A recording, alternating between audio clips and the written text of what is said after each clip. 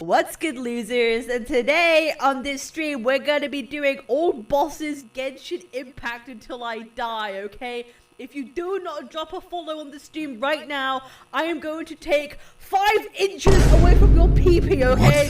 Which is insane. What did she just say? I've got no clue, but fuck that. What's good, losers? A big massive shout out to Slender VA for this edit. Like, this is my favorite thing, like, ever. Like, I've just had a smile on my face the whole day. Thank you so much, dude. Holy crap. So today we're gonna be talking about Genshin Impact. I know, it's the word that no one wants to say or talk about, the G word, the word that incites the hate mob. I know, but we're not scared of that. We're not scared of a silly little word. But don't worry, we're not here to just like hate talk a game for like 5 minutes. That's not what I want to do here today. What I want to talk about is what Wuthering Waves can learn from Genshin Impact's mistakes. So I thought I'd take a trip back to Genshin, see what I missed and maybe reminisce a little bit. But the only issue is I decided to take my chat with me for this trip. I did my first live stream, and it was interesting. You are the main reason chat is now in horny jail, okay? Cap, come on, who would squirt? Guys! Stop gooning in my chat! Cease! For 5 minutes! Every time you say some dumb shit, the timer will reset! We used to do Dragon Spider. We used to do ice. We used to do ice. It's needed for Loba. Mint! I'll do mint when I leave Monster. Oh! Mint! Literally, even now, a couple hours later, I'm still like blown away by the support that stream had. Like 150 gift subs, 160? Oh my god.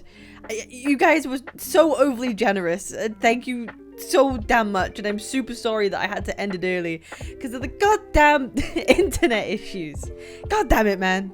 Regardless of the issues, it was kind of nice to hop back in the world of Teyvat for a minute and just kind of like remember how it all feels, because it had been a hot minute since I'd been back in Genshin.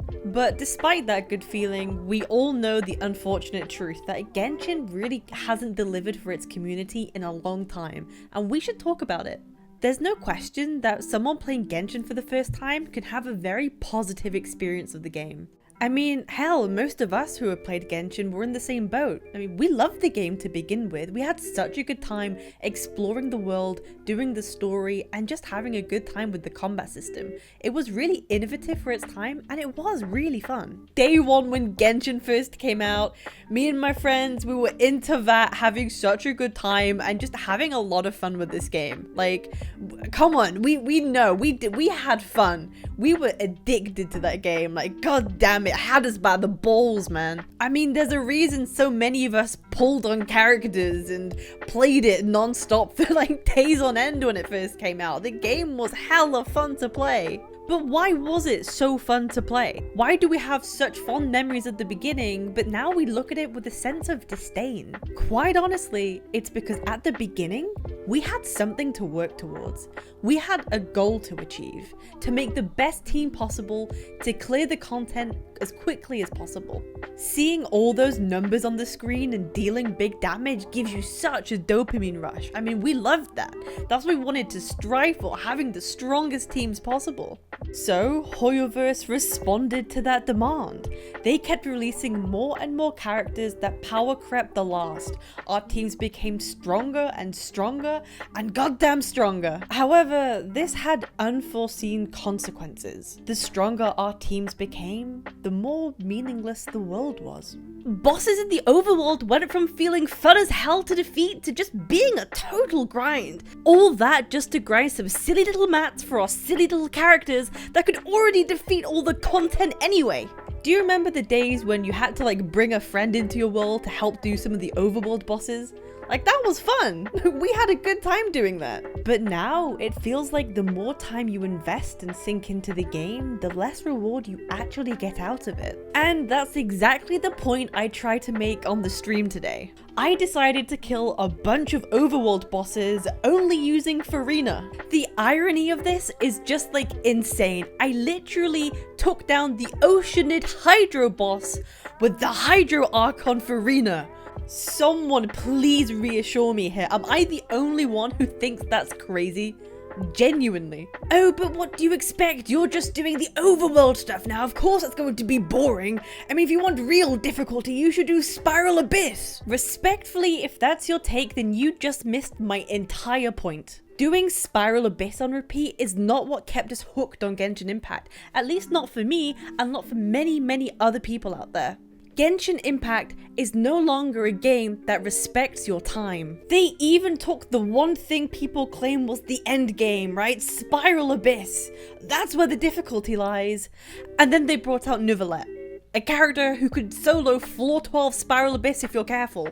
Don't get me wrong, I actually quite like WUWUUAAHH as a character and his kit is pretty fun. But in terms of like endgame, it makes it far too easy. Like, I have no drive to play him.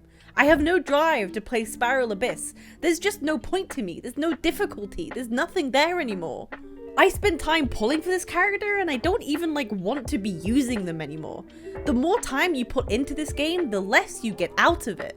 I find it quite funny that in the same company, Honkai Star Rail does a far better job of treating their endgame players than Genshin does. It feels like a couple times a year, the Star Rail team release a new update that forces you to use new team compositions and kind of pushes your limits a lot. Like, it's great, it keeps you engaged and it keeps you active in the community. But for Genshin, their player base doesn't get anything.